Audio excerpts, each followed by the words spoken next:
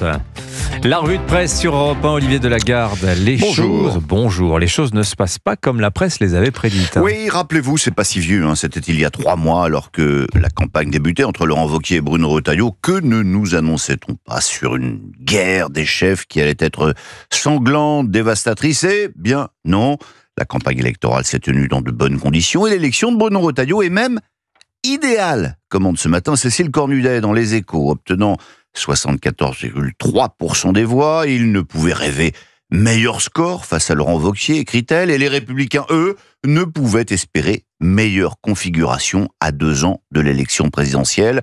Le résultat est sans appel, le nouveau président du parti triomphe, sa légitimité et ses marges de manœuvre seront fortes pour la première fois depuis la présidentielle de 2022, conclut l'éditorialiste. Il se passe quelque chose à droite. Et ce quelque chose, ce je ne sais quoi, c'est d'abord une personnalité, un style que le Figaro adore déjà, parce qu'il ne crie pas son projet dans les meetings, n'enchaîne pas les punchlines dans les talk-shows, écrit le journal en une. En page 2, Claire Conruy raconte comment il a même préféré renoncer à la une de Paris Match plutôt que d'exposer sa famille et sa vie privée. Et Vincent Trémollet de Villers est de toute évidence tombé en amour, comme on dit au Québec, de ce politique qui réfléchit.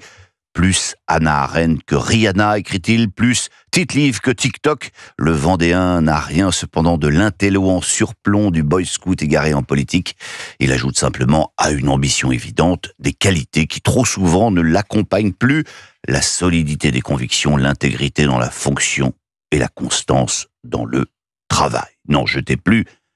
Mais non, ce n'est pas un saint ni un enfant de cœur, estime Christine Olivier de l'Opinion. Sous ses airs d'homme sage, poli et bien peigné, Bruno Retailleau est un tueur, d'autant plus dangereux qu'il est aussi déterminé que patient et étouffe sa proie sans avoir l'air d'y toucher.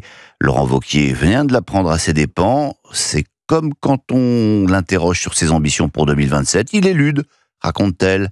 Colline après colline, dit-il, mais prévient-elle, François Bayrou comme Édouard Philippe devrait quand même commencer à se méfier. En attendant, c'est aujourd'hui un petit peu la fête d'Emmanuel Macron. Et c'est vrai que Choose France, c'est à la fois son bébé, peut-être l'un des rares aspects très positifs qui restera de son bilan.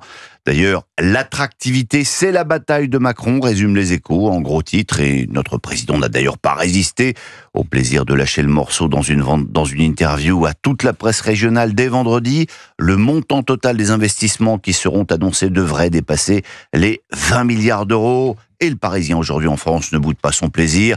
Ces milliards venus de l'étranger font du bien, annonce-t-il en titre. C'est une excellente nouvelle, commente Nicolas Charbonneau dans son éditorial, et rendant à César ce qui appartient à Emmanuel, il reconnaît à Macron cette énergie depuis le premier jour de son premier mandat. Il sait attirer les entrepreneurs et terrasser les doutes et les frilosités de ceux qui ne voient pas les qualités de notre pays. Des investissements comme s'il en pleuvait de Dunkerque à Perpignan, de Strasbourg à Saint-Jean-de-Luz. Une fois cela dit, personne ne repeint la situation en rose pâle.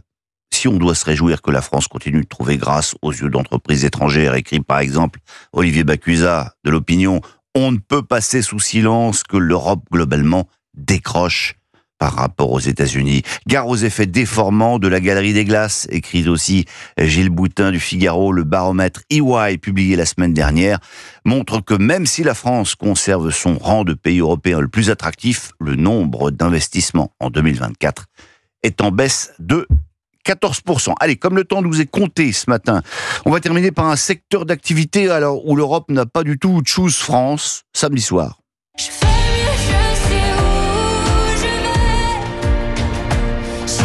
Eh oui, pauvre Louane et pauvre France qui a encore échoué à remporter le concours Eurovision de la chanson. Mais pourquoi notre pays ne parvient pas à gagner ce sacré radio-crochet depuis 48 ans? Eh bien, le Parisien a mené l'enquête. C'est parce que c'est politique, affirment Éric Bureau et Benoît Daragon. Oui, il y a une géopolitique de la variétoche.